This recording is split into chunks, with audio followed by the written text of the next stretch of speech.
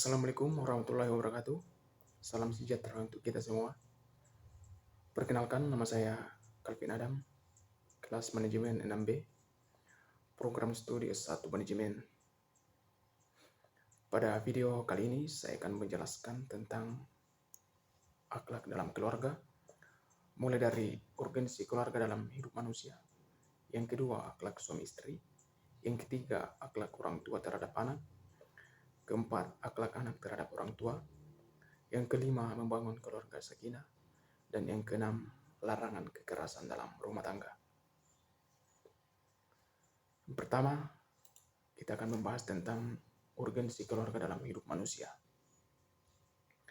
Jadi secara sosiologi, keluarga merupakan golongan masyarakat terkecil yang terdiri atas suami istri dan anak. Pengertian demikian mengandung dimensi hubungan darah dan juga hubungan sosial. Dalam hubungan darah, keluarga bisa dibedakan menjadi keluarga besar dan keluarga inti.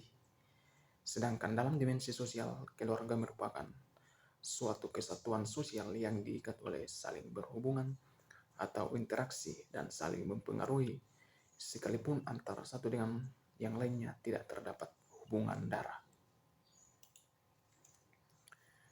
Jadi pengertian keluarga dapat ditinjau dari perspektif psikologi dan sosiologis. Secara psikologis, keluarga adalah sekumpulan orang yang hidup bersama dalam tempat tinggal bersama dan masing-masing anggota merasakan adanya pertautan batin sehingga terjadi saling mempengaruhi, saling memperhatikan, dan saling menyerahkan diri. Kemudian dalam suatu keluarga, keutuhan sangat diharapkan oleh seorang anak, saling membutuhkan, saling membantu, dan lain-lain, dapat mengembangkan potensi diri dan kepercayaan pada diri anak.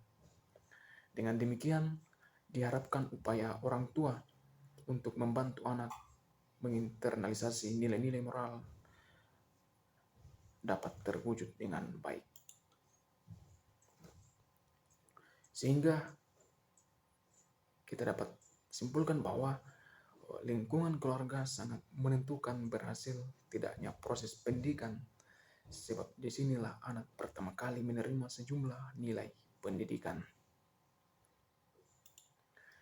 Kemudian poin yang kedua yaitu akhlak suami istri. Jadi ada 5 poin atau ada 5 bentuk akhlak yang harus dijalankan oleh suami istri. Yang pertama yaitu menjadikan pasangan sebagai pusat perhatian. Yang kedua, menempatkan kepribadian sebagai seorang suami istri. Yang ketiga, jangan menabur benih keraguan atau kecurigaan. Yang keempat, nampakkan cinta dan kebanggaan dengan pasangannya atau jangan kikir memberi pujian. Yang kelima, jangan melupakan dengan keluarga besar masing-masing. Kemudian poin yang ketiga yaitu akhlak orang tua terhadap anak. Akhlak orang tua terhadap anak. Jadi dalam ajaran Islam diatur bagaimana hubungan antara anak-anaknya serta hak dan kewajiban masing-masing. Orang tua harus mengikat hubungan yang harmonis dan penuh kasih sayang dengan anak-anaknya. Poin yang terpenting adalah teladan dari orang tuanya. Kemudian oleh karena itu, para orang tua hendaklah bertakwa kepada Allah, berlaku lemah lembut kepada anak karena sangat membantu dalam menanamkan kecerdasan spiritual pada anak. Keadaan anak ditentukan oleh cara-cara orang tua mendidik dan membesarkannya.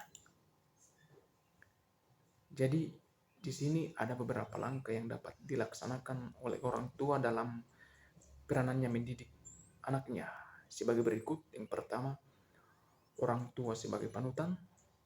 Kemudian yang kedua, orang tua sebagai motivator anak. Yang ketiga, orang tua sebagai cermin utama anak. Dan yang keempat, orang tua sebagai fasilitator anak. Kemudian poin yang keempat yaitu akhlak anak. Akhlak anak terhadap orang tua. Yang pertama, kewajiban kepada ibu. Kemudian yang kedua, berbuat baik kepada ibu dan bapak. Kemudian yang ketiga, berkata halus dan mulia kepada ibu dan ayah. Artinya, salah satu akhlak yang perlu, yang harus kita lakukan sebagai anak, yaitu kita harus selalu senantiasa berkata halus dan mulia kepada ibu dan ayah kita. Jangan sekali-kali kita mengeluarkan kata-kata yang mungkin akan dapat menyinggung perasaan orang tua kita.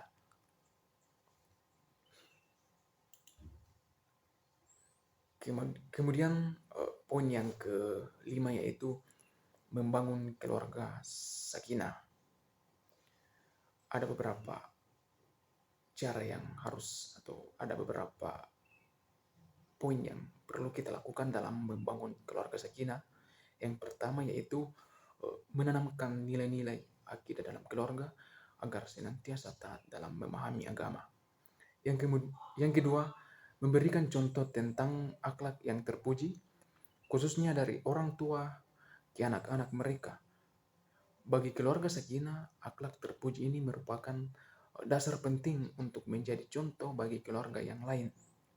Kemudian yang ketiga, memberikan kesadaran mengenai kedudukan, hak, dan kewajiban bagi suami dan istri. Hal ini agar pasangan suami istri mampu melaksanakan kewajiban dengan baik dan adil. Kemudian yang keempat, menanamkan keharmonisan dalam hubungan suami istri agar mereka senantiasa hidup rukun dan mesra. Yang kelima, menanamkan pola hidup hemat dan sederhana dengan membuat perencanaan penggunaan uang yang teratur. Kemudian poin yang keenam yaitu larangan kekerasan dalam rumah tangga. Jadi menurut Kamus Besar Bahasa Indonesia, kekerasan adalah perihal atau yang bersifat berciri keras, paksaan atau perbuatan seseorang atau sekelompok orang yang menyebabkan cedera atau matinya seseorang atau menyebabkan kerusakan fisik dan barang orang lain. Sedangkan rumah tangga diartikan sebagai yang berkenaan dengan urusan kehidupan dalam rumah. Kekerasan dalam rumah tangga bisa meliputi kekerasan yang dilakukan terhadap anggota keluarga, baik itu suami, istri, anak, orang tua, ataupun anggota keluarga lainnya. Dalam ajaran Islam, perbuatan tersebut sangat dilarang. Jadi, Islam tidak mengenal istilah atau definisi kekerasan dalam rumah tangga secara khusus. Justru ajaran Islam secara tegas melarang terjadinya kekerasan dalam rumah tangga. Hal ini dibuktikan dengan banyak ayat-ayat dalam Al-Quran yang memerintahkan para suami untuk memperlakukan istrinya dengan pergaulan yang baik.